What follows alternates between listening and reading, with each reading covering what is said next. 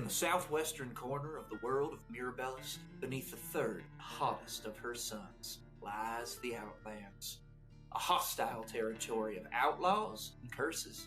And yet, among the unforgiving sands, there's mystery, treasure, perhaps most importantly, freedom. It's these temptations that bring folks of all kinds to the Outlands. Want to meet a few? Well then, how's about a little roll call?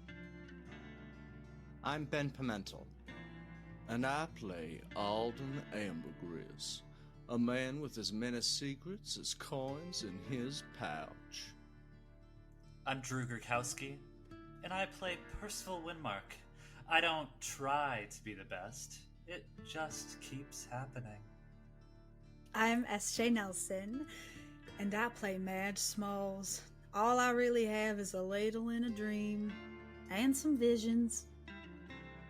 I'm Shaylee Bowman, and I play Kaia Vaeloris, wrestling with fury and blood, trying to master the storm inside her.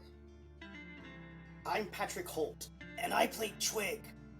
I may have a bit of an attitude, so don't poke the bear. I'm Stone Mountain, and I play Zero. And I'm just a guy. Normal guy. No magic here. No, sir. Don't worry about it. And pulling the strings is the game master. It's me, JP Coletta.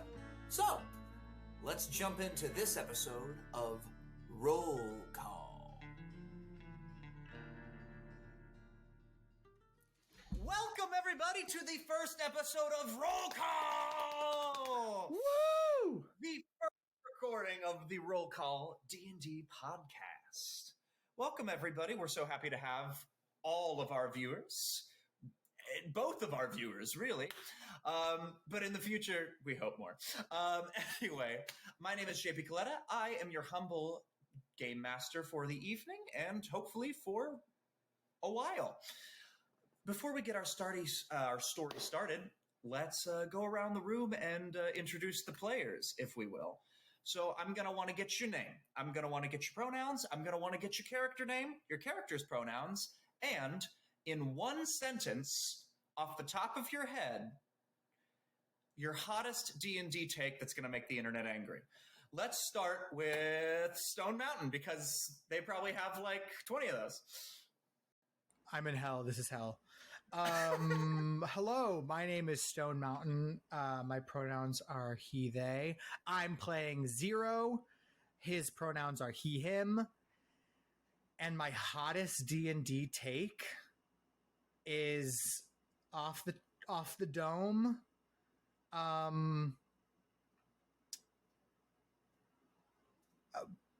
Everyone should write main characters who exist in a group of main characters. Bam. All right, you just played it safe. I like that. What? All right. They're gonna be mad. I swear. All right. Let's go to Benjamin. Oh, hello. Oh man. So, hi, I'm Ben Pimental. My pronouns are he, him. I am playing Alden Ambergris, and his pronouns are the same, he, him.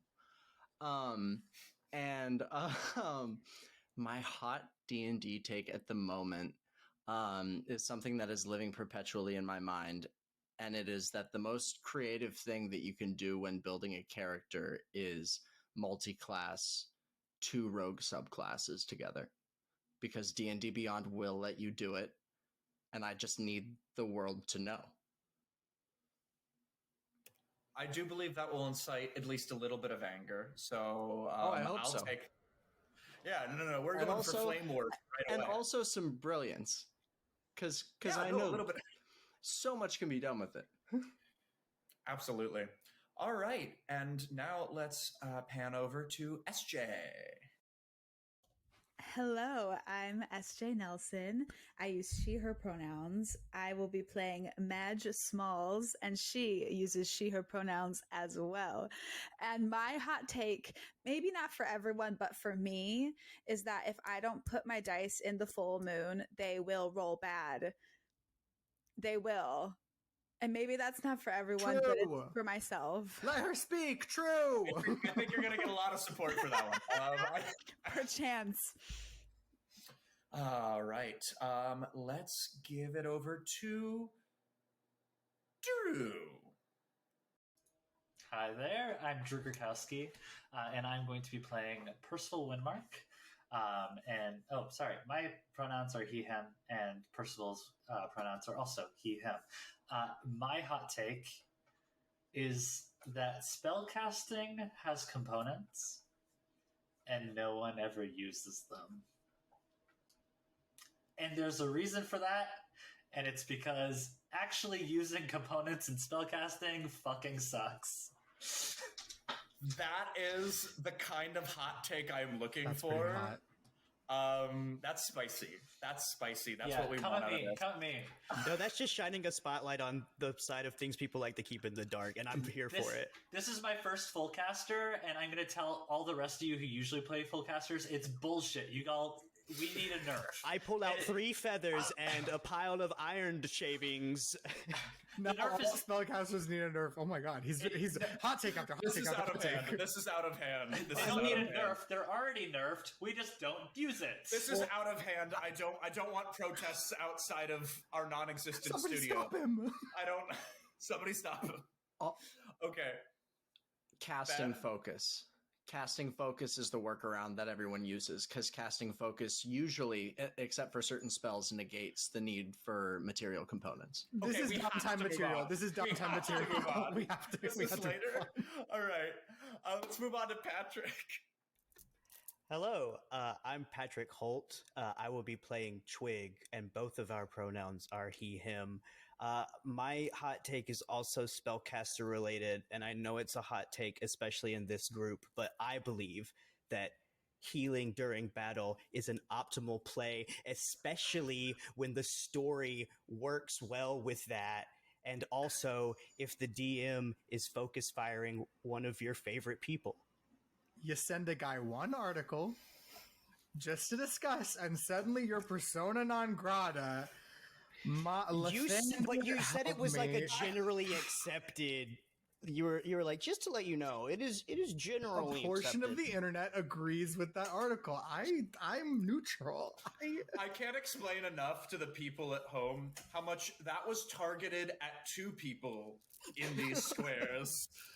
You said hot and take. both of them are the ones talking. With all of that out of the way, I think it's time to dig into the campaign. I think it's time to dig into the world of Mirabellis. Welcome to the desert. Now, we begin our story in a land that goes by many names. The Unsurvivable, colloquially, the Outlands, or perhaps most prolifically, the land of the third sun, named for the sun that beats above the southwestern portion of Mirabellis, the third and hottest of Mirabellis's 3 suns. The unyielding sun beats down with a ferocity and intensity that makes few things able to survive in this part of the world. However, those that choose to live here and are able to do so because they are made of something different. A piece of metal in their soul that cannot be matched and is feared by many of the outside world.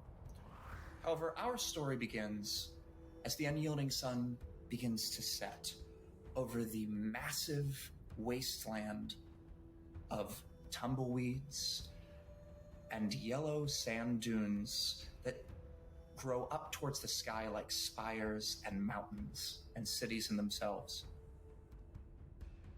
It's quiet, almost too quiet, as the winds blow by the desert. However, as our story begins, suddenly the hum of an engine and air comes whistling into view as we focus in on a particularly large sand dune. And suddenly, we see the source of this noise. A massive piece of metal in the shape of a boat, made of bent and rusted iron, with a large sail at the front, and at the back, a large industrial fan whirring, leaving a cloud of dust and sand in its wake. Standing at the middle of this boat, piloting it, is a man that looks more suited to war than to driving. 7 feet tall, with a bald head and gray skin. Massive chiseled muscles and hard features that are contrasted by his spotted red freckles that are almost cute. However, his face is anything but, as he looks out with a gruff, almost bored expression as he careens this massive sand-skiff, as it is called, through the desert, as it suddenly shoots up the dune like a ramp and into the air, landing with a thud, kicking up dust in its wake. He turns to his 3 passengers. Look out! Now is time it gets bumpy. Now's the time it gets bumpy? Stone, why don't you tell us a little bit about who one of these passengers is? You see a 6-foot-tall, dashingly handsome young man. He appears to be about 20 years old, perhaps an elf or a half-elf. There are elven features there, but they're muted, they're subtle. He has slightly tan skin, dirty blonde hair, and green eyes with flecks of gold in them. He takes very good care of his looks, wearing well-kept but worn traveling clothes. Brown leather pants, simple boots, button-down undershirt, and a well-kept blue and brown vest with a belt full of all sorts of bits and bobs attached to it. A dagger, a deck of playing cards, a coin pouch, a bottle, a pocket watch, and such. He's also wearing a distinctive but simple iron chain necklace around his neck with a small pendant of a pair of masked faces, one smiling and one frowning.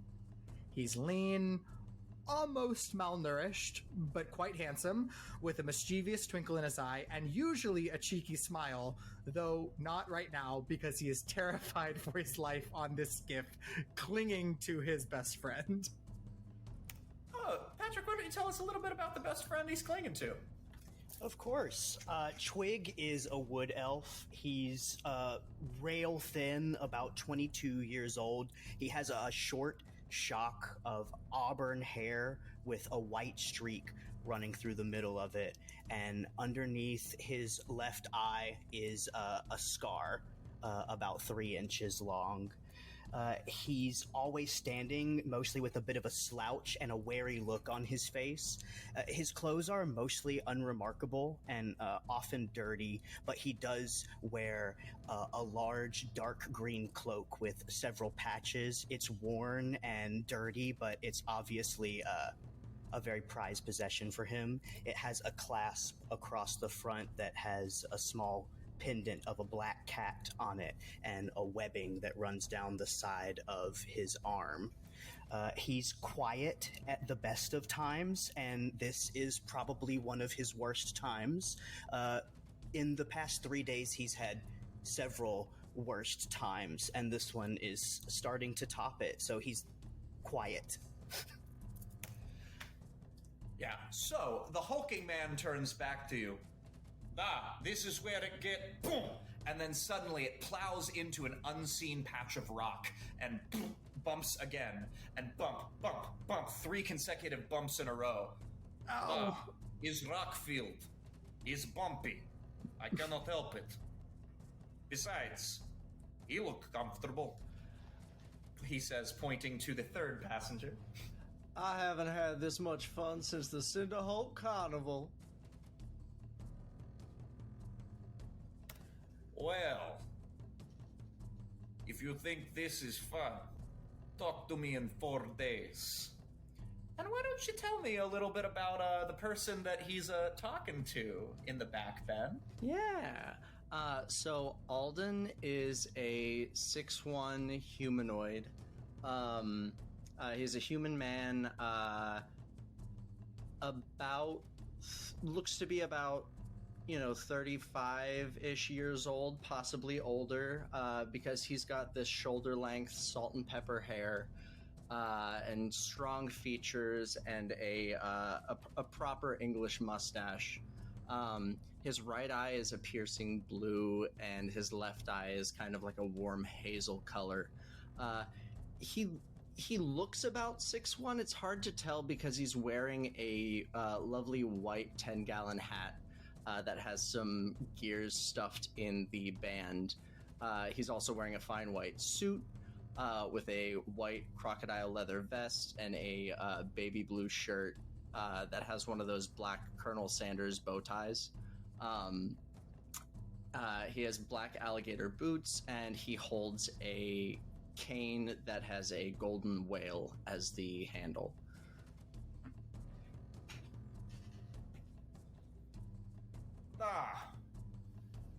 I can't wait to see those shoes in 4 days. You won't be so comfortable then. You know that reptiles are made for weather like this, right?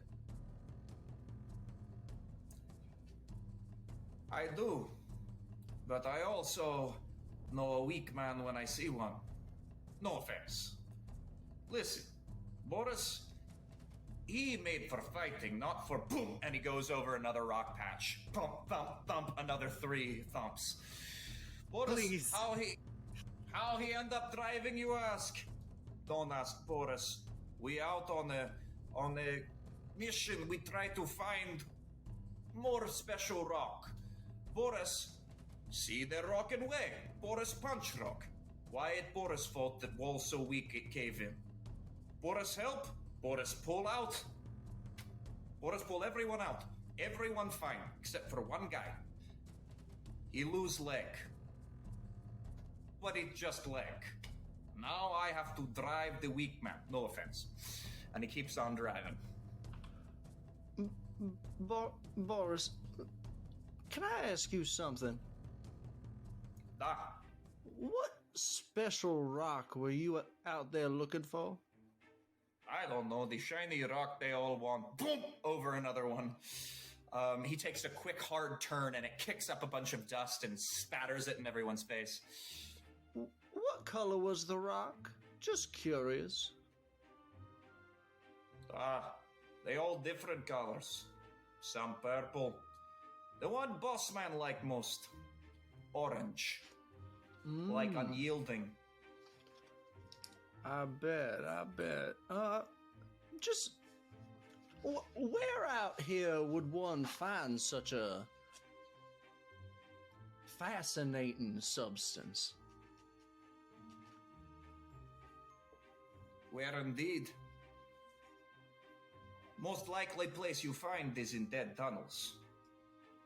But small man go in dead tunnels. Small man, boom, over bump. Knock him out. And he takes another hard turn. We almost there. Right. Well, good to know. I appreciate it. And he puts away a little notebook that he had taken out, and he's taken... They're beautifully written, but every once in a while the script just jumps. As he suddenly takes a massive, hard turn, and the dust kicks up and gravity just pulls you, I need a dexterity saving throw to see if you can hang on to the piece of writing utensils in your hand. Oh no.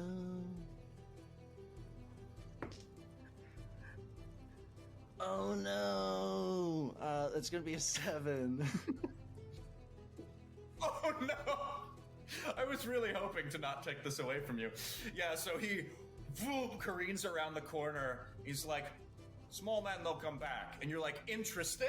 And it just flies out of your hand and into the desert sands. Immediately taps his head and goes, steel trap up here. Didn't need it. Steel trap. I have steel trap. And he takes his hand off of the driver's stick just to show you his traps. No. Please, Hands on the wheel. please, Hands on the wheel. Hands on the wheel. Eyes Sputtering. forward. It's like going back and forth, and he grabs the rudder and steadies it. See, I tell you. All weak men. And he continues driving. So, what bring you to the Duskrith?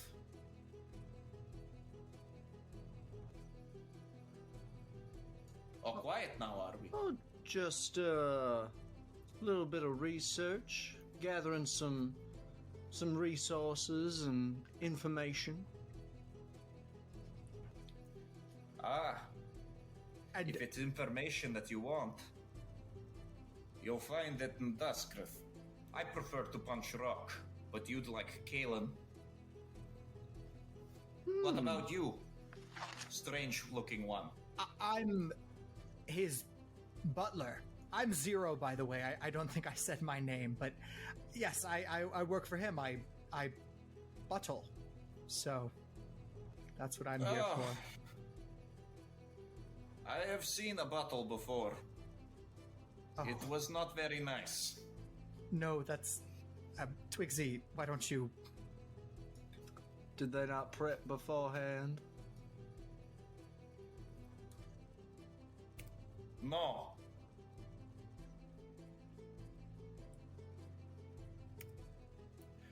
Twig.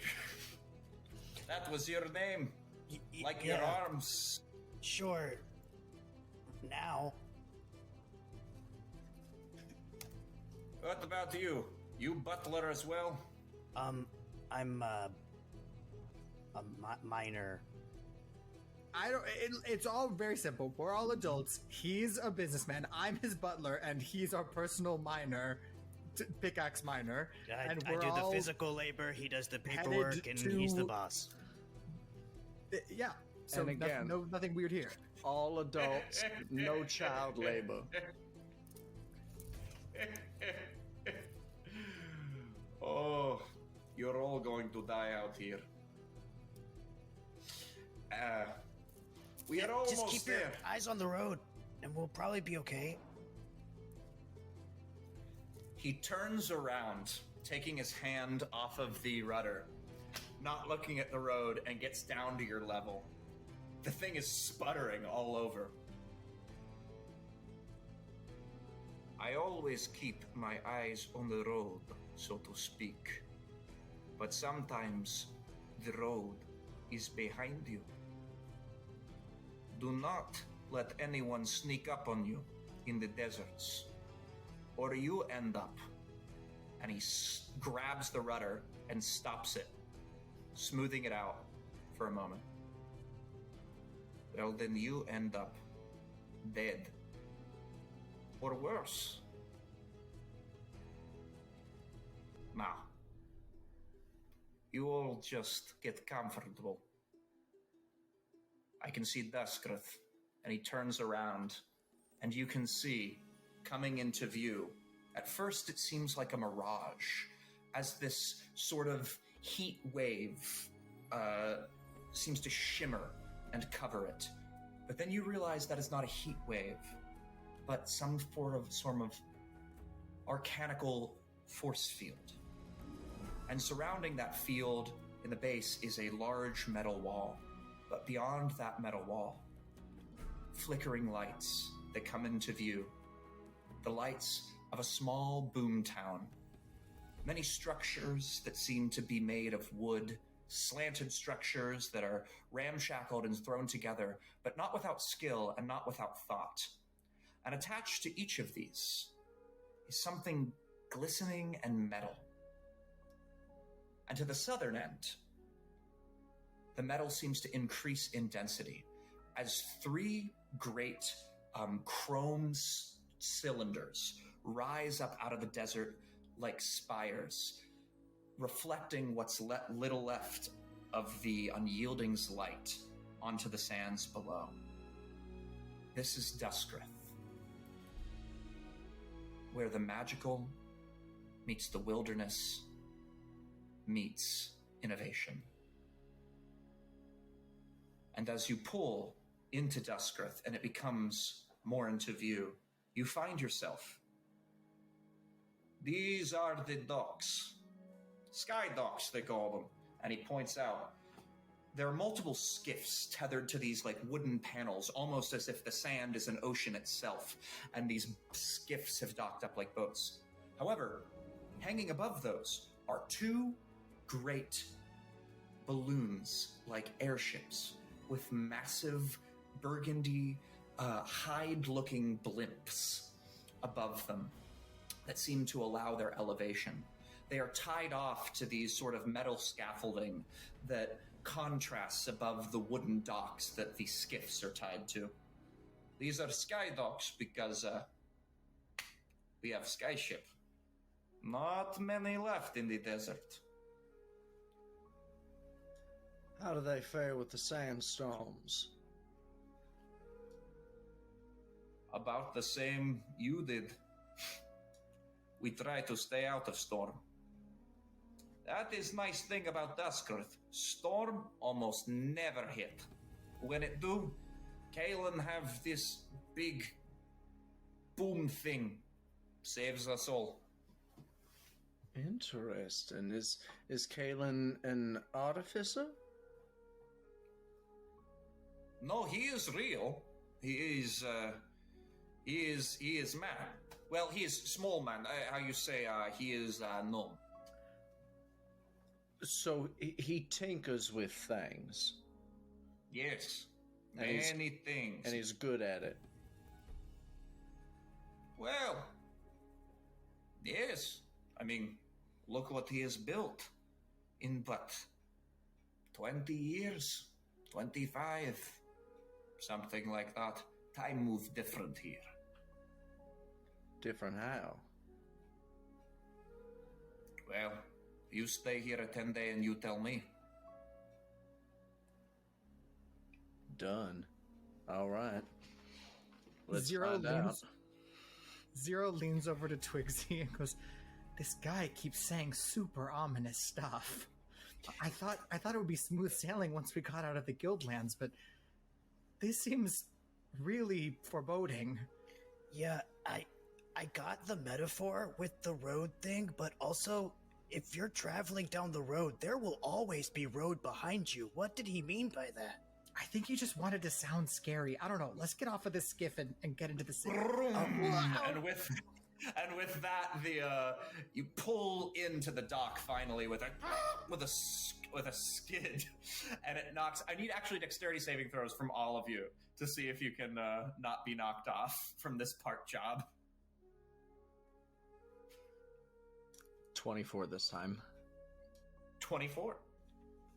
13. 13.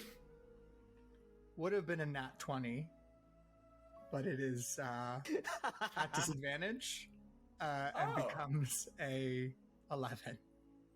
That's right. So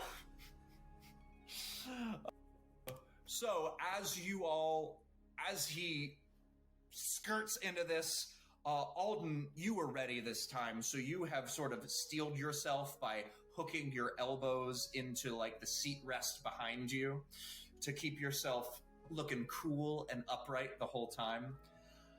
Unfortunately, Twigsy and Zero, you were having a little whispery conversation to each other, and as he turns in, Zero just falls boom, flat on top of Twigsy. Oh, my nose. Ow, Zero, get... Oh, I'm sorry. That's my stomach. We are Am I here. bleeding? No, I'm okay.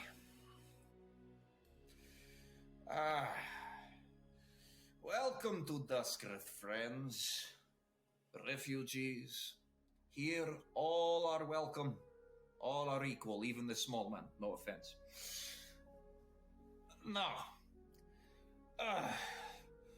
normally there'd be someone here to escort you to some lodgings, take your names, do some processing, but they are all out on supply run, getting the big rocks. So Boris will have to do it himself. I don't know how I always get stuck with the babysitting job. You make one cave in, one man lose leg, and now you have to babysit small man, no offense. Come. Follow Boris. He'll take you into town. Wonderful. Any chance I could get a hand with one or two of my trunks here? He looks at your trunks. And I'll jingle a sack of money as well. Oh, I will say make a persuasion check. And I will also, for fun, tell you this is not a low DC. Beautiful. Money talks, but how loud? Boris is actually a man of principle. Oh, okay. It could have been a workable number, but it was cocked, so I have to... Oh! Better. 21. To anyone? I was looking for 20. So, goes, how much money in little sack? Oh, there's a lot of money in the little sack. Why? This wouldn't all be for you. I'm just saying I have money to give you for helping.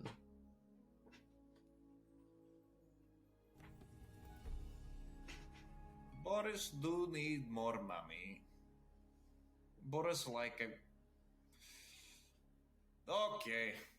And he goes ahead and he... You know what? For fun, I'll roll a strength check, although I don't think it'll be a problem because he rolls these at advantage. And I will Which give is good him because that was a 2. Oh. I was going to say, I want to give him the help action.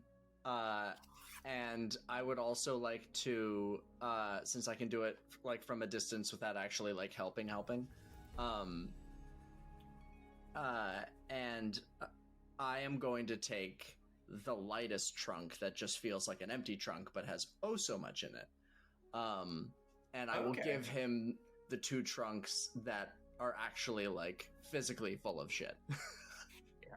So his second roll was a dirty 20. So he just very easily yoinks one onto one shoulder, one onto the other shoulder. He goes, this easy money. But remember, Boris no servant. Boris punch things. This way. And he sort of lumbers in this stocky way ahead of you very slowly towards the town. But each of his lumbers are just massive strides, even though he's walking slow. I'm going to lean over in the direction of Zero and Twig as he kind of lumbers away after he says that and just say, I would love to see him punch things. As long as it's not us. Now, as he begins to lumber towards the gates, he goes, it's me. You open up the gates. You heard him. Open up the gates. A voice calls from the darkness, and suddenly someone starts turning a crank, and you hear this cracking sound. It's this combination of like arcane sparks and also just hinges on a metal door as this little gate that's only at your feet begins to part ways. But as you see that, as does the mirage of heat energy begins to come down as the gate opens up. And you see down a very long, narrow stretch of town. This town is very much organized along one main strip. There are, it's a bit like a main street, except in this sort of cobbled together, what looks like stone, but is actually just quite compacted hard sand, as if it's a permanent sand castle that lines the floors. And as you step into the town, you notice that each of these buildings is a flicker with lights that seems to be almost fluorescent. Not candlelight, but electricity. Welcome to Duskgrove, friends. Here, you will be safe. Well, unless they come back. But if they come back, Boris punch them. Sorry, unless who comes back? Well, and before he can get that out, suddenly you hear a voice in the distance start yelling, Boris! Boris! Boris! Boris! Boris! Boris! Boris! Boris! Boris! Boris! Boris! Boris! Boris! Boris! As this 5'4" little man in a white shirt and overalls with these sort of silver buckles and these boots that seem to have seen better days with sand marks all along them, comes streaking towards you. His eyes are wide and crazy. He is an impish little man of about 35 years old with sandy brown hair that sort of is messy as if he hasn't taken a shower in quite a few days. However, it seems as if he does care a little bit enough to do something with it. Boris! Boris! Oh, what now? I seen some shadows at the south gate. You seen shadows? Are you sure it wasn't your own? Yes, I'm sure it wasn't my own. I told you I ain't no good at garden. Yes, but you're worse at driving, which is why I had to pick up these ones. Well, but can you just come look? I think they might be back. You think that these shadows you see are the outlaws? Yeah. Why don't you bother Kaia with this? I am busy tonight. I have to babysit. He indicates with your trunk he uses to point at you. Alden. Kaia is out with the rest of them on the supply run. I can't do nothing. Please, I'm scared. Just come look, Boris. You mind if I goes look at the shadow? Sure. Good, all right, you come with me, all right. And he starts walking away. Maybe I get to punch things. Maybe you get to see me punch things. Lucky day for you. Oh, it would be. Best day all week. All right, keep it in your pants, Alden. Probably best to stay with him if there is trouble, so let's follow. Pull my leg. And so he just starts lumbering as Boris is not wearing a shirt, so Elbow doesn't have much to tug at. So this small man begins to tug at essentially his belt buckle. Like, come on, because that's about where his head comes up to. You gotta see him. If the rust brands are back, you know that I can't do nothing about it. I ain't much of a fighter. I'm just more of a drinker. Oh, hey, y'all, my name's Elbow, in case you didn't know that. I'm Elbow. I run the tavern and the saloon in town. Now, come on, Boris. Yes, he thinks that these shadows are the rust brand outlaw gang. If it is, we're going to have some fun. But he's probably seen his own shadow, which means 7 more weeks of summer. And he just keeps walking. Zero starts to laugh and is like, oh, a joke. And he walks away from us, and then he looks to Twig like, is that a joke? I don't know. I don't know. Now, as he leads you through the town, it is unmistakable. The odd concoction of torches that seem to glow with blue flames all throughout that seem to be powered by magic. And yet, each of the homes themselves seem to have, like I said, these electric lights within that are a steady stream of fluorescent light. Now, for those of you from the Guildlands, this would be something that you would have seen before, but only in the richest of homes. Certainly not in any poor tenements that you would have been from. You would have seen just torches that are lit the old-fashioned with rubbing 2 sticks together or a set of matches. However, as he takes you along to the south wall, you pass by once again. You can see a little closer you can see. Well, besides our mascot, if you're on audio recording, you can't see the dog. But if you can see the dog, you can also see the dog. Now, back to the story. YouTube exclusive. Our YouTube exclusive. Come on to see a cute dog. We have a dog cam. Now, you can't help but notice those 3 chrome spires I had mentioned earlier, and you notice that they are whirring with a sort of even, steady heartbeat sound. Boom, boom, boom, boom, and they seem to glow with this effervescent, like translucent blue light around them. But before you could get any focus on that, you find yourself at the south wall. And Elbow is frantically pointing. Look, look, look, look, look, look, you see the shadows, you see the shadows! And at first, it's hard to make out anything. But sure enough, slowly but surely, coming into focus, are 3 shadows in the desert distance that appear to be humanoids. Boris reaches to his hilt where he has attached a great warhammer and pulls it off.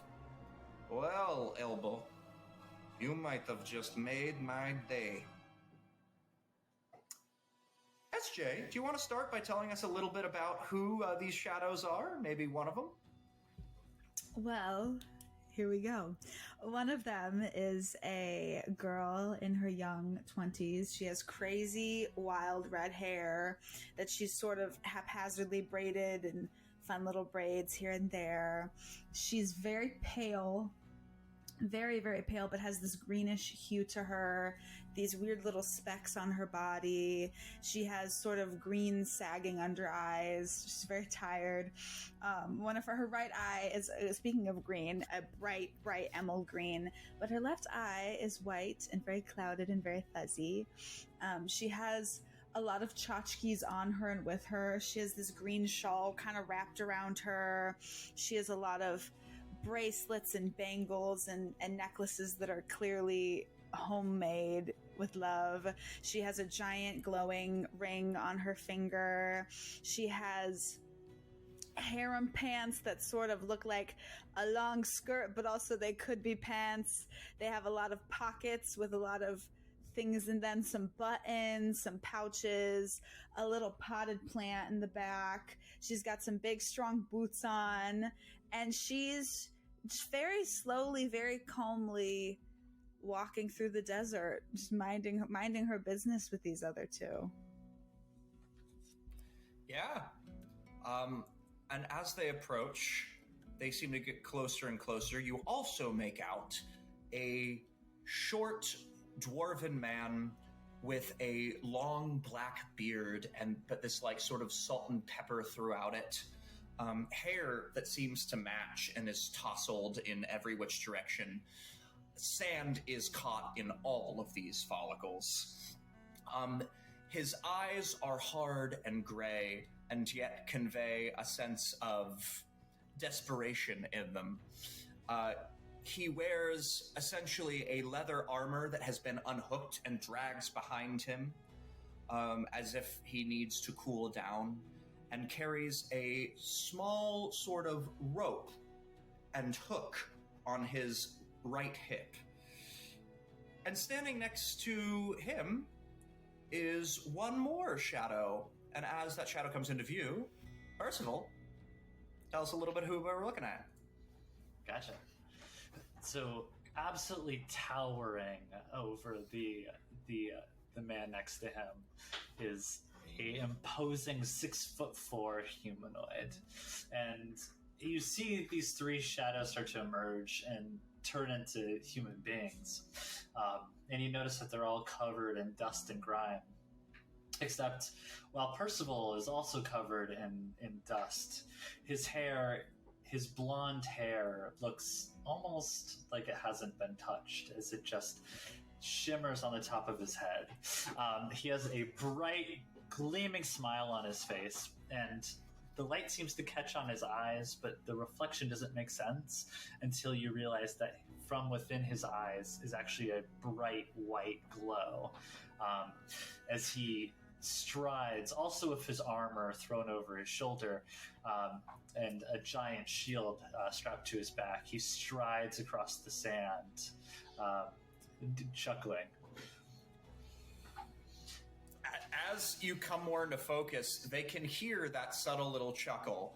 And Elbow's like, "There's the evil laugh! It's the Rustbrains! They're gonna kill us all!" And Boris just like stays him with his hammer. It's like, "Shh, lower the shields, small one." I'm not small one anymore. What was that? Never mind. Nothing. He says, lower the... You want me to lower the shields with them? But no, I'm not going to lower the shields. And he puts the thing under his chin. Lower the shields. And Elbow sort of runs over to this little control panel on the side that has this crank. And he starts undoing this crank. And suddenly you hear steam start to escape. And as the steam escapes, you watch as that little heat mirage begins to fall. And suddenly, the little of the metal wall at your feet begins to open. Boris jumps down from the scaffolding he is up on, leaving a cloud of dust. Holds his hammer out to the three of you, now about 10 feet away from you all. Identify yourself or die where you stand. Oh, well, of course. Percival Wynnemark, it is an honor for you to meet me. I like you less already. You, identify yourself or die where you stand. Me? You. Pushing his hammer in your face. Oh, all right. I'm Madge Smalls. I'm from Moray Lumen, the swamps, and they put me in a bucket or a barrel. I forget you what it more. was. All right. So we have this one. We have the bucket lady. What about you? Second Lieutenant Hodge, of the 2nd Division of the Divine Army of the Arcane Dominion, at your service. We don't do titles around here. That's fair. You can call me Hodge. Just Hodge. What business do you three have in Duskrit? Well, we're sort of on a mission. The dwarf pops up. We were marooned in the desert. We seek shelter from the storm, that's all. As you can see, that storm is pretty intense, he says, pointing behind him, and you can see off in the distance the storm still raging on. It hasn't let up since. Our frigate was split in two.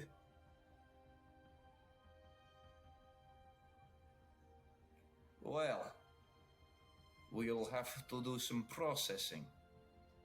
Are you associated in any way, shape, or form with the Rasbrand Outlaw Group? I couldn't even Speak tell up. you. I couldn't even tell you what that is. So I don't think so. I don't think so. No kinds of outlaws. We just, refugees stranded in the desert. Are you gonna punch him or not, Boris? Quiet, small one. Come this way. And he leads you in through the gate. Much to Elbow's protests, as Elbow screams, "What are you doing letting them in? These are the outlaw gangs. You all stay back. You all stay back. You ain't gonna kill me. I am a fighter."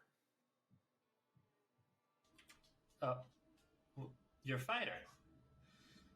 Yeah. Oh, we don't need Good those too.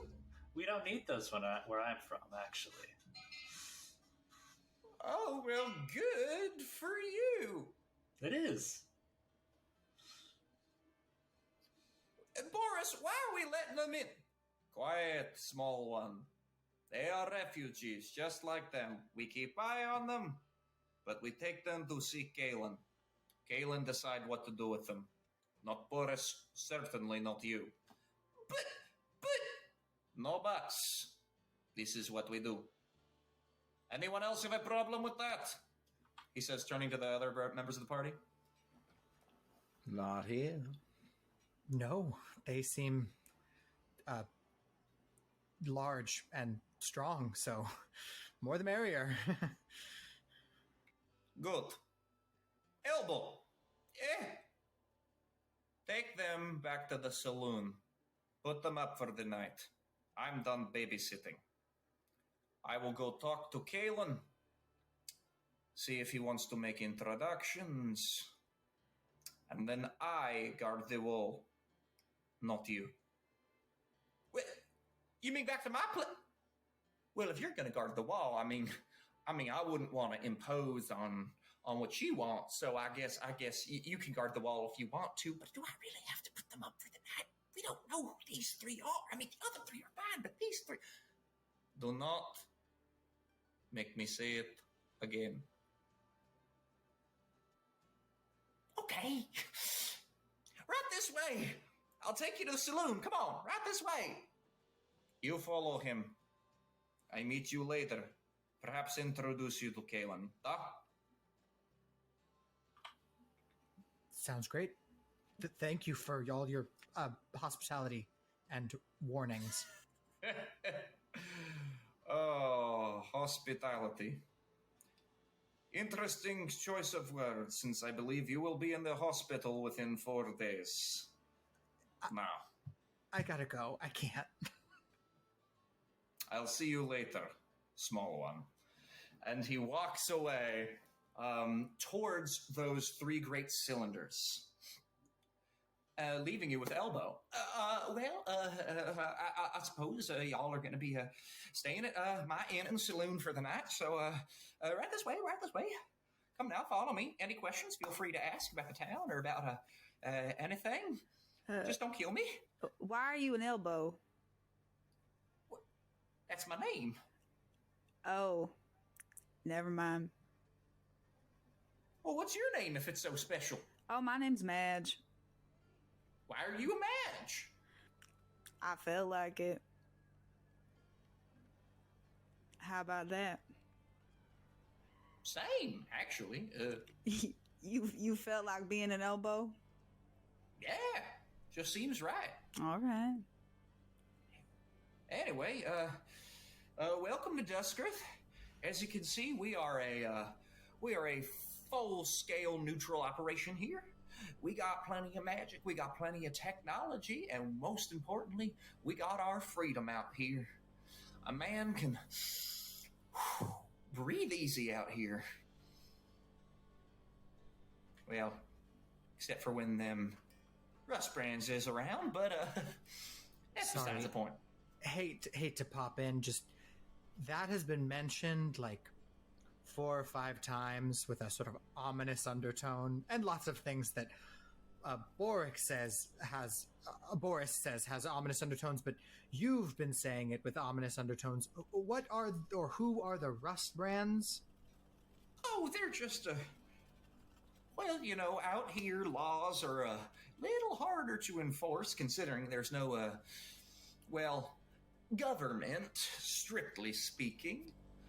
So pretty much they're an outlaw gang, if you will. Outlaws of the Outlands. They just sort of believe in taking things and stealing things, and if they have to hurt people to do that, they will. And so you'll pardon me if I was just a little afraid of 3 random strangers walking through the desert toward our town. We've been attacked a few times. Oh, well, we certainly aren't going to attack you. Well, that's good. Insight check. Wait, on who? On him or on Elbow? On Drew. Percival? On Percival, yeah. Okay. On Percival? Okay. Just want to make sure this isn't some kind of friendly Trojan horse. It's gonna be a 23. You cannot tell. Alden's just like... Alden puts on a pair of crystalline, like, steampunk glasses, and it's just like, you can see him kind of like squinting at you out of the corner of his eye, but also it's almost like a kaleidoscope, so there's like a million little ones instead of just his full-size eyes. Okay. So, as you all are walking through and you're looking Percival up and down, you eventually find your way to probably the most crooked-looking building, the one that looks like it was thrown up in the most hurry, and above it is a rickety old sign that hangs from these metal hinges and sways back and forth in the wind with a little bit of dust off of it. It says, "The Old Elbow Room." Well, this is the old girl. Come on in. And he opens the saloon doors for you, and pretty much instantly you are greeted with the smell of whiskey and a good time and smoke. The swinging doors sort of creak open as you step into the haze of smoke and dust, because the Old Elbow Room is alive. There's a sort of wheeze from an out-of-tune piano that barely manages to compete with the raucous laughter and the clink of mismatched glasses. As you look around, you notice quite a few different characters laughing and talking, some gambling, some arm wrestling, these tables wobbling on uneven legs, as if the bar itself was carved with just a knife and a prayer. In pretty much everything, there's at least 100 initials carved into the old wood. The lights that flicker above are of fluorescent electricity. However, these ones just shudder with flickering, as if it's a not well-kept system. This is where half the town seems to spend its evening. Well, make yourselves at home. Y'all can just cozy up to the bar here. Klats! A large human male with sort of salt and pepper short hair and a large scar running down his right cheek and gray but soft-looking eyes walks towards you. He wears a red sort of Henley shirt with a silver chain necklace at his center of his chest. Yeah, these are our new friends. Set them up with... do y'all drink? Yes. Oh, if you yes, don't, you're I going do. to start. Very much. So you do? You do? What about you, Swamp Lady? Oh. Yes. You drink. Good. All right. And you, right there. The other one? I'm sorry, I didn't catch your name. You mean me? No, you said you drink. I'm talking to the short one. No offense, Twig. I'm also His short. name's Stick. No, this is Twig. All right, Stick, do you My drink? name... I'm not... I don't take drinks from strangers recently. Oh. Well, that's a good mentality, but Yeah, I learned always the like to hard say, way. do you know what a stranger is? It's just a friend you haven't met yet. Zero, I get it. I get the joke Boris made earlier. It's always summer in the desert, and this elbow guy is very cowardly. I imagine he sees a shadow at least once every 7 weeks. Klets, set him up. So the gruff bartender comes over to you, and he says, he says, well, what'll y'all be having? Oh, what is your finest cocktail? Cocktail.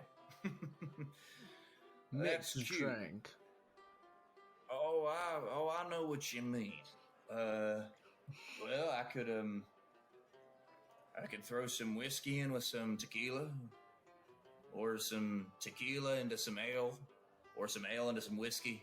It's pretty much the options you got. A Million Island iced tea, I think that's called. I was gonna say, why not make a Cinder Holt tea and just combine all three? Oh, all right. That's interesting. Well, unless you want a real drink. And he reaches down and says, I can make you a Cinder Holt iced tea, or boom. He pulls out this massive, clear jug that's just stopped. Or you can drink what we like to call sunshine.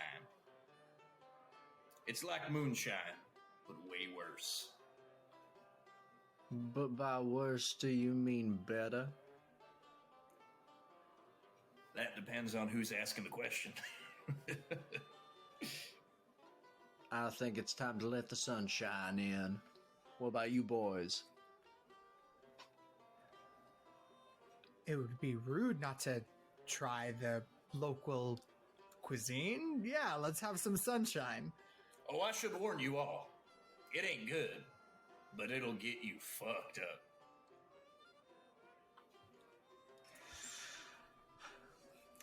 Let's have one of those iced teas as a chaser. Well, you got it. There's more All right. alcohol. Less 5. offensive alcohol. Yeah. All right, so he reaches under and he pulls out a bottle of whiskey, a bottle of this browner ale, and a bottle of clear tequila. And he's very fast. He just shoves it all into this glass and puts his hand over it because he doesn't have something to block the glass, and just shakes it all up with his bare hand. Here's one, and he pours the shot. And here's the shot. He repeats this process a few times until everyone but Twig has one. Drink hearty, and let me know if y'all need anything. I'll leave y'all to catch up. Zero, if I have to drag you to your room later, I'm gonna be so pissed. Twigsy, come on, split it with me. We watched him pour it. I know the ship was unpleasant, but we made it. We made it out of the Guildlands. We made it off the ship. We're alive. That's worth celebrating. One sip, and then I'm done. That's my boy. And I'll let him go first, and I'll shoot the rest. So tell me what you are drinking, because you have in front of you a Cinder Holt iced tea, and you have the shot of sunshine. I'm gonna split my shot of sunshine with Twig, and I don't think I'm gonna drink the Cinder Holt iced tea. Okay, so you're gonna split that shot. I will say make a Constitution saving throw, both of you, but the DC will be a little lower. Great. But not totally halved. Okay. 19. 19. I see the flicker of something and roll this at disadvantage, but even at disadvantage, a 16. A 16. Okay. So with that, both of you, this just burns going down. To say what it tastes like would be incredibly hard. It doesn't necessarily taste like anything as much as it feels like something. And what it feels like is the fire of the sun. But you do manage to hold on to reality. You do a little breath out, like that you do after a shot, and you manage to both keep it down, and you certainly feel like a buzz, but you are not drunk by any means, which is impressive. So, if I am shooting the shot, and then chasing with some iced tea. How would you like me to roll? I would like... Can't stress enough. It's not. It's three liquors mixed together. This is not an ideal thing for people to do in real life. We just say that out loud. No one tried that. We do not condone this. So, yeah, no, do not try this at home. This isn't even like an Irish car bomb. This is just like stacks on stacks on stacks of liquor followed by the roll call like drinking game is shot. really dangerous. Audience challenge. Make a drink and drink with us. Take the three closest liquors to you, add them together, and add one more shot. I cannot express how bad it actually sounds to put whiskey, like tequila, in beer and then drink it. That sounds awful. It's pretty close to an Irish car bomb. You put Jameson and Bailey's in a shot and drop it in beer. It's delicious. Bailey's is a very different thing. This is downtown material. Let's move on. We have to move on. But we have to move on. But, okay. So what I would like from you for this psychotic decision you have made, Ben, is I would like you to make 2 different Constitution saving throws. Mm-hmm. However, make them one at a time, because your first one will determine whether or not the second one is at disadvantage. Beautiful. All right, here we go.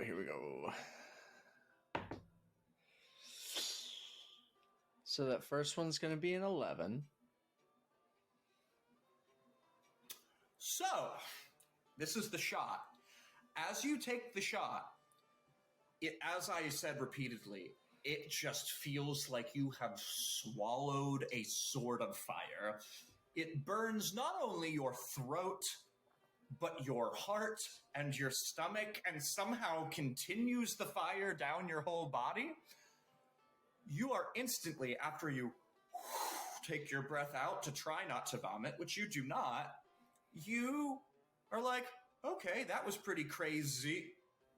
And the room begins to spin as you now have the drunk condition, which means ability checks are now at disadvantage, particularly those to do with mental stats or dexterity. So please make the second one at disadvantage. So that applies to saves as well? Or just this specifically because it's drinking? It will just... It applies to this save because it's drinking. However, if you fail this save, it will apply to... You will get a second level, and it will apply to all saves. Okay. And attack rolls. Great. Love that. Love that so much. Just roll a nat 20. Come on, help me out. Oh, boy. All right, it's going to be a 7. You are on fire, and you're like, oh, God, what am I going to... And you pick it up to chase, because you're like, maybe this will make it better. And you chug the whole thing. It does not taste as good as you think it's going to. And you're like, well, that certainly tasted better. But before you can stand up to be like, that was pretty good, another round, you just crack your head down on the table and then sit back up, and you are officially level 2 drunk, which means that all attack rolls, saving throws, and ability checks are at disadvantage. All I heard there was that I leveled up. You know what? And you can hear whatever you want to hear. So yeah, basically everything you roll will be at disadvantage. Have fun with that. And you are, for flavor's sake, drunk as a skunk from just 2 drinks. You know, y'all, I really think Duskrith is a swinging place, and we could camp out here for a while, do some digging in the dirt. Find Zero, trade seats with me. Trade seats with me, please. Begrudgingly, I will. I'll take Alden onto his shoulder and let Twig sit on the outside. That's awesome. Percival and Madge, are y'all taking a drink? Percival's kind of lean over the bar and whisper up close to the bartender. I don't mean to cause any problems here, but you don't happen to have anything nicer? Just an aged wine, whiskey, anything? Not nicer, but nicer than that, you could just have the whiskey or the tequila on its own. I guess I'll have the whiskey by itself. Got any ice? You don't really know where you are, do you? I figured I'd ask. Yeah. We have ice here. We just tend not to waste it on drinks. And he pours you a nice, neat whiskey. He goes, well, it's not that bad. I aged it myself. Would this change your mind? And he's going to put down 2 gold pieces. Oh. Look, man, I'm open to a bribe as much as the next guy, but when I say we have ice, I don't mean in this building right now. I mean we, Duskrith, have ice. And I do not get it for drinks. Well, you can keep that. That's a tip. Thank you, mighty kindly. And he goes ahead and pours you an extra shot in and gives you a double of this whiskey neat. It's really not that bad on its own. Thank you. Percival's going to try it. Yeah. So, yeah. Are you just taking a sip, or are you down at just like a little... Oh, the classiest sip you can imagine. Yeah. So, like, what you notice instantly is it's honestly not bad. It's a rye whiskey. It's nice and light, but you're getting a lot of the wheat because it hasn't had that much time to process. And you even sort of notice, like, a few grains in the actual whiskey itself. The flavor ain't bad. It's just been rushed a little bit. Yeah, this'll do. Yeah. Yeah, and Madge, are you taking a drink? Yeah, I think absolutely. I don't think Madge has ever actually drinking before. I don't either. But I think she likes being involved with it. And she sees Percival like swirling around the drink, and she takes the drink of the sunshine and kind of swirls it around too, and takes like a nice little sip of it and goes, "Oh, this'll do. It's real nice." I would like to clarify that the sunshine is in a shot glass. Yeah, but I love this. So you like splash it out of the shot glass. Yes. I swirl it around like it's like on the counter. Yeah. He's like, well, it tastes better if you drink it. And you gotta swirl around for the flavor and the scent,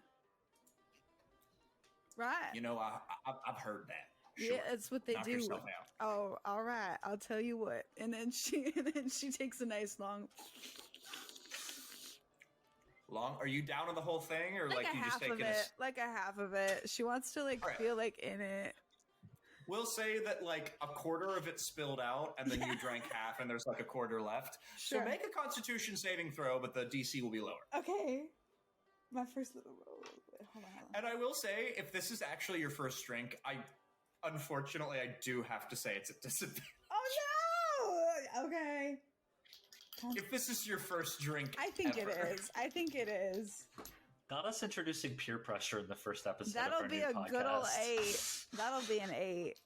Oh no. Madge, you are officially drunk as just the fire like descends and rises up. Your cheeks instantly get red from this. Oh my god. But you are only a level 1 drunk, so I will say that you only have disadvantages on ability checks. Okay. Attack rolls and saving throws are okay. Okay.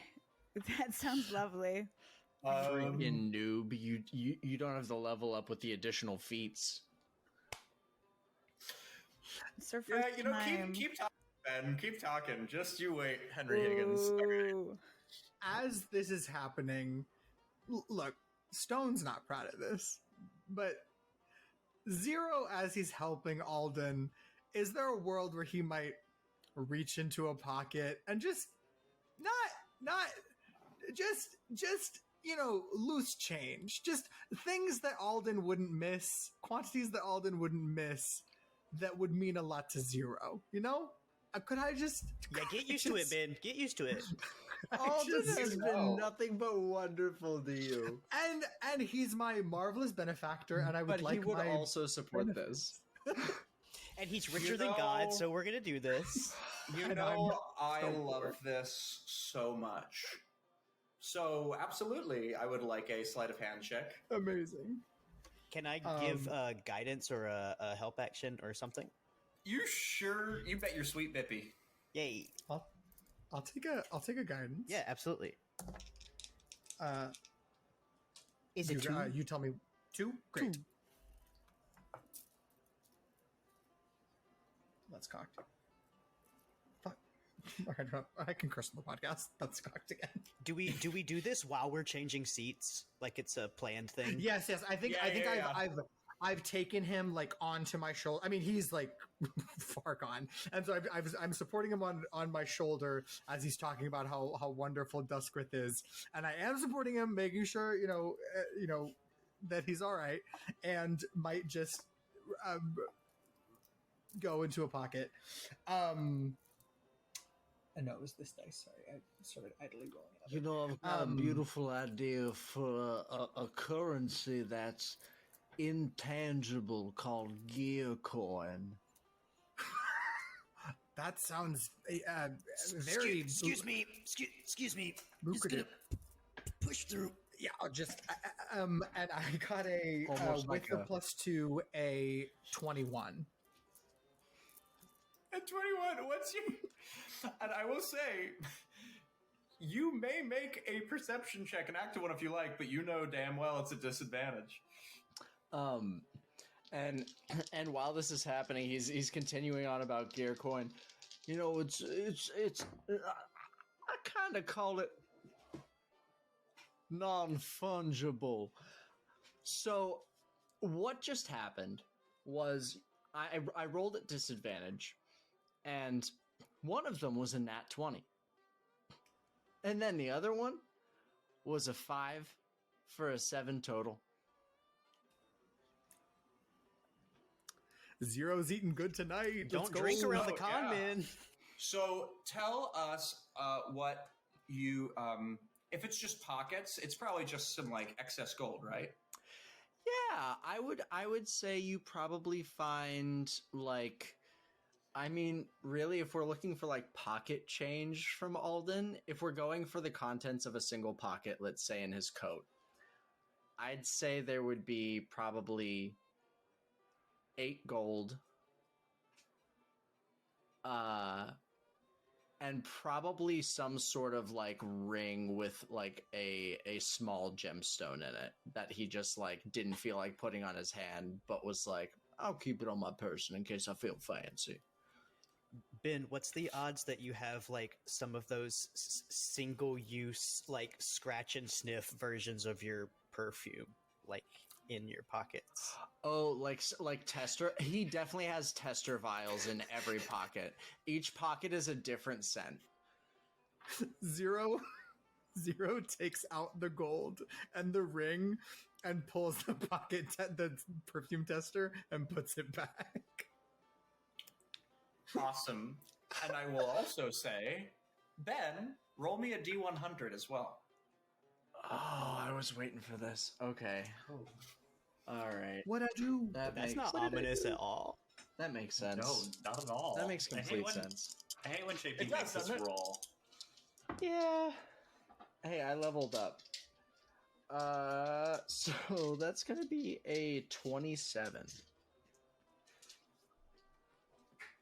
Oh, it's not a D20. My brain just on a percentile dice is actually quite low, but all of us were like, "Whoa!" So, a 27. So as you sort of are like, you're describing gear coin, you're like, it's called a, and as he flops down, anyone with a passive of 10 or higher very obviously knows that he just sort of like glows blue for a moment. it just sort of radiates this little glow of blue, and then it's gone. Was he blue? You okay there, buddy? Percival's gonna reach down and kind of grab him and lift him up. Hey, you are you okay? I do declare I am feeling peachy on a Thursday. How about we get you into one of these chairs here? Here, why don't you just sit? No, not the high chair. Let's go with one of these lower ones down here. No, I want the big boy chair. Oh, that's on you. Percival's gonna guide Alden to one of the chairs and just kind of lift him and put him up on it. Well, thank you, sir. We haven't really met. I'm Percival. Alden Ambergris. Charmed to meet you. Would I know that last name? Roll a history check. Yeah. Not likely, but possible. That's a dirty 20. That's a filthy, slutty 20. A filthy, slutty 20. With a filthy, slutty little 20, I will say you don't have a lot of information on that clan, but you do know that they are an important clan in the once obedient belt. Very wealthy, very powerful, and some connection to sea trade, if you're not mistaken, of some kind.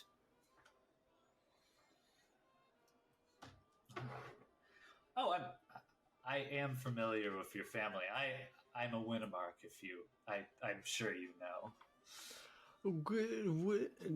Would you like a history check Go as well? for it. Yes, please, at disadvantage. Yep.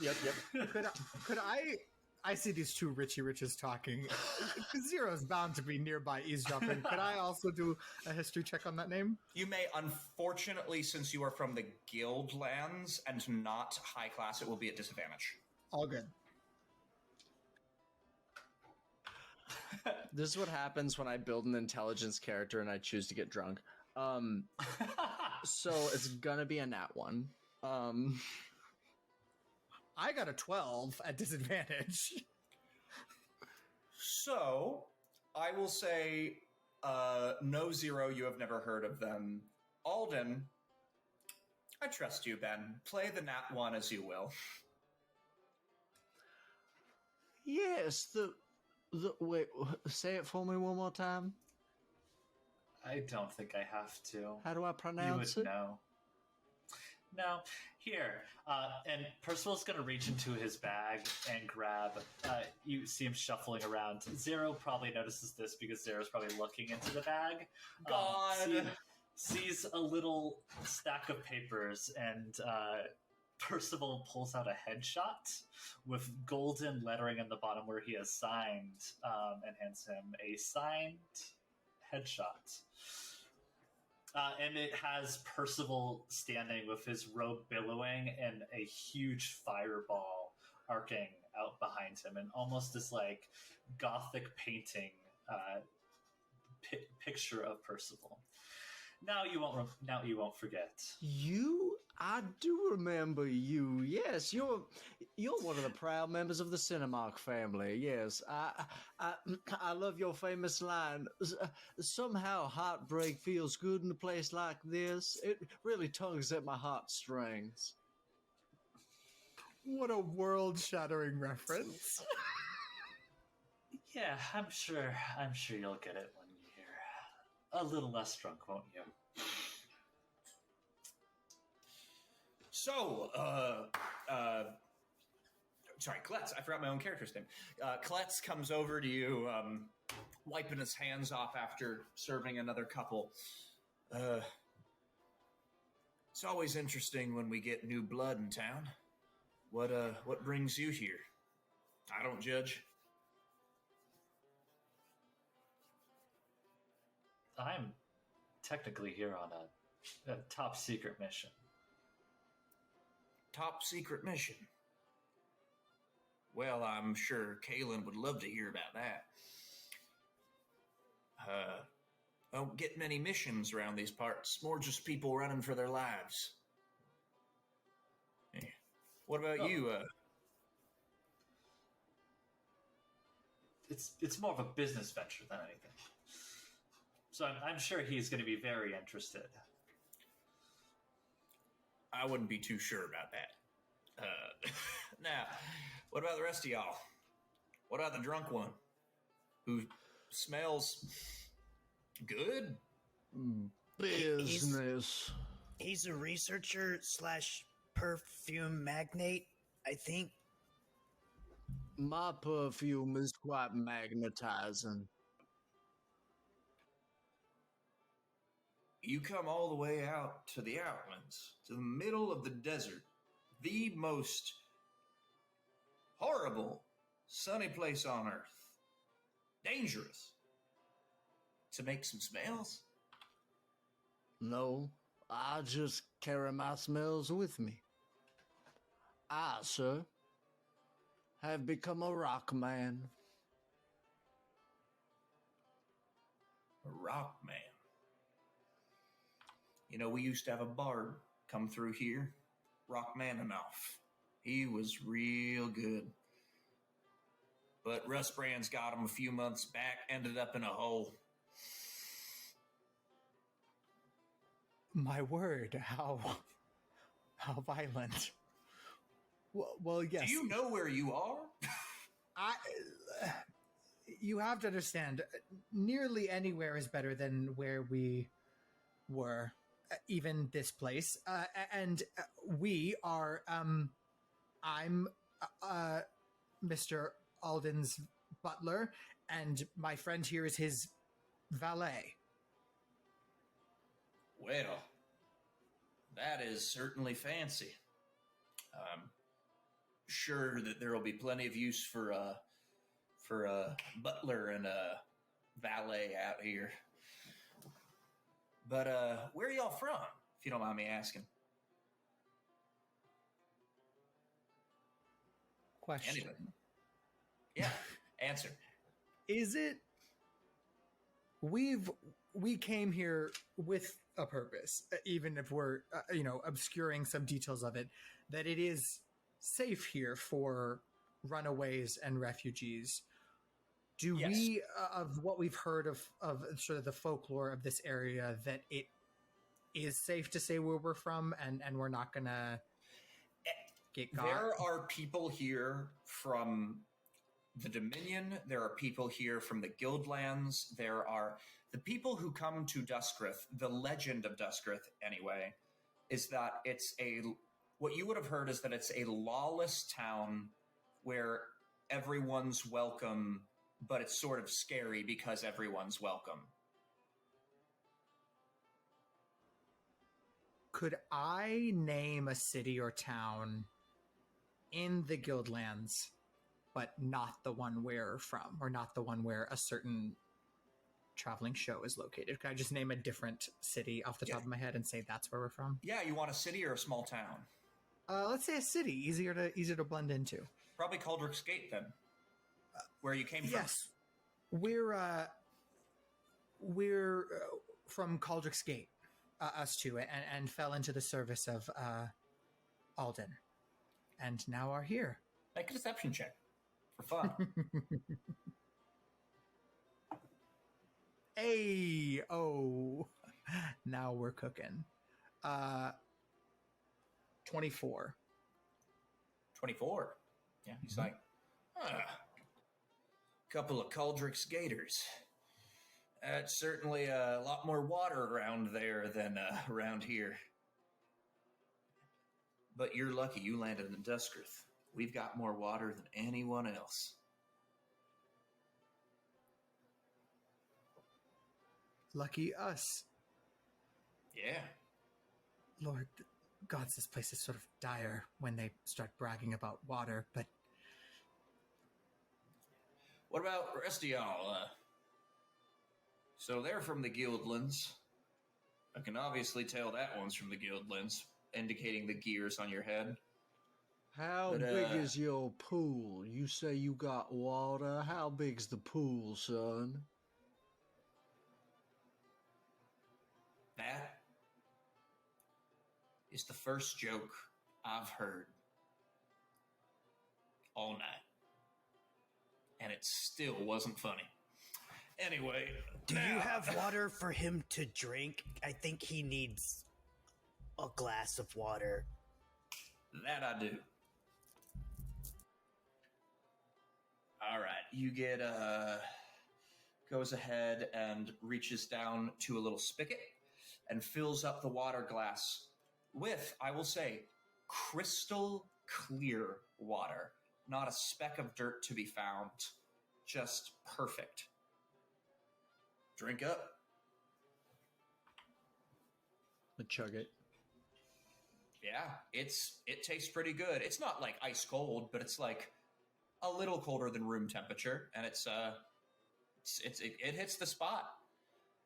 And I will say, roll me another Constitution save at disadvantage. Okay. To see if you can undrunk yourself. Oh. See if the water helps.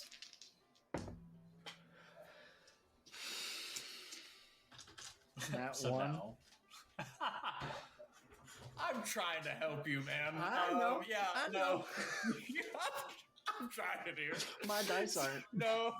You chug that water, and it hits the spot, but you are still drunk as a skunk, and a little bit of it just sort of like dribbles out your side of your chin because you can't keep the glass straight.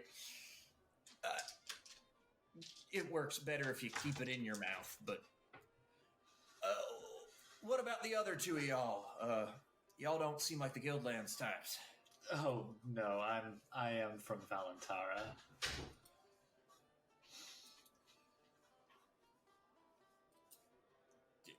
All right.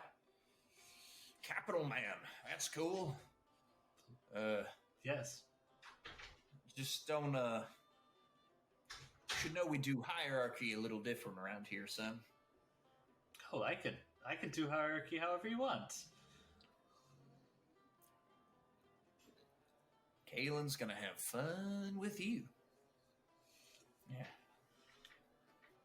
What about you? I'm from, have you ever heard of Murray Lumen? It's, just some legends. You from, you're from the Swamp of Light, Oh, aren't yeah, you? it's real. I was You there. live in the swamp? Yeah, I was there for a long time. Now I'm here.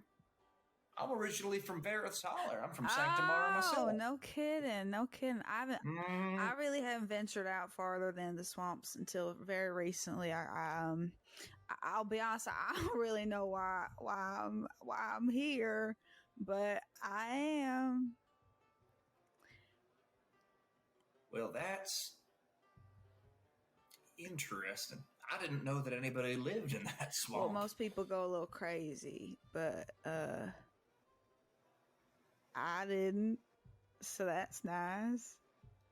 And now I'm feeling all fuzzy, and I feel the sunshine in my toes. And I got an eel in my backpack. You want to see it? You know, I think, and he goes ahead and he pulls back the full glass and the half glass that's still there, and he's like, I think that couple down there could use this a little more than you, but I got a present for you. And he goes ahead and reaches down and fills another glass of water from the spigot. Oh my God. This is just for you. I've never seen this before. Thank you so much. You are incredibly welcome, my friend. I got buttons in my pocket I can pay you with. You want that? It's on the house, man. Oh my goodness. All right. And then she chugs the whole thing. She Oh, that's nice. We don't have good water like this where I'm from. It's black. It runs real thick. Oh, I wouldn't. That doesn't sound like something you should. Well, all right. And where are you from? He says, turning to Oh my God. to the dwarf sitting to your left. I am. I'm of the Arcane Dominion. Although where I come from and what I'm here for, unfortunately, are classified, as the lad says. Secret mission. I'm sure Kaelin will understand. I've heard of his mercy.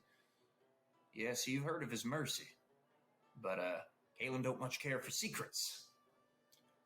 Well, I'd be happy to discuss that with Kaelin himself. But he'll understand if I can't just discuss that at the bar. Fair enough. Well, y'all stay safe around here. Hopefully the walls keep us safe, but lately we've had a little bit of trouble with that. You see, and before he can get anything else out, you hear a crack outside. And suddenly, boom, boom, big, large booms like gunfire.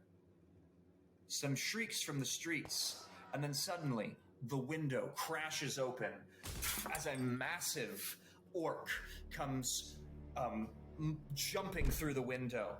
And 3 more humans and 1 more orc comes through the saloon door.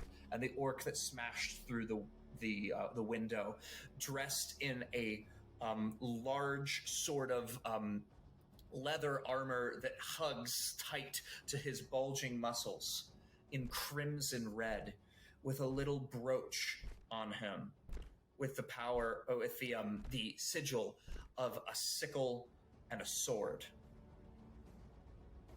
All right, money in the bags. This is a holdup. Everybody on the floor! And I need all of y'all to roll initiative as he holds a 6-shooter up to the room. Whoa. And that's where we're going to go ahead and leave off for today. Whoa. Wow. Thank you so much to everyone for listening and watching. We want to shout out, before we go, our incredible artists who did all of the designs for the show. We have our logo design by @RealSimonBouille on Instagram, and character design by Jules_in the rain. Give them a follow on Instagram. Their art is incredible, and we appreciate them so much. If you're enjoying the show, please give us a 5-star review on Spotify and on Apple Podcasts or wherever you get your podcasts. It really helps us in the algorithm. If you're watching us on YouTube and you got to see the cute dog, which I hope you did, please hit that like and subscribe buttons and that notification bell so you can listen to new episodes as soon as they come out. If you want early access and bonus content like downtime episodes where we talk about each episode and give you a behind-the-scenes scoop, head on over to our Patreon at www.patreon.com/rollcallproductions and become a patron today. Last but certainly not least, follow us on Instagram and Facebook at rollcallpod and tell us how much you're loving the show. Thanks everyone so much for watching. Good night. And remember, if a strange Southern man offers you moonshine, make sure to chase it with 3 other liquors. Thanks so much, everybody. Good night.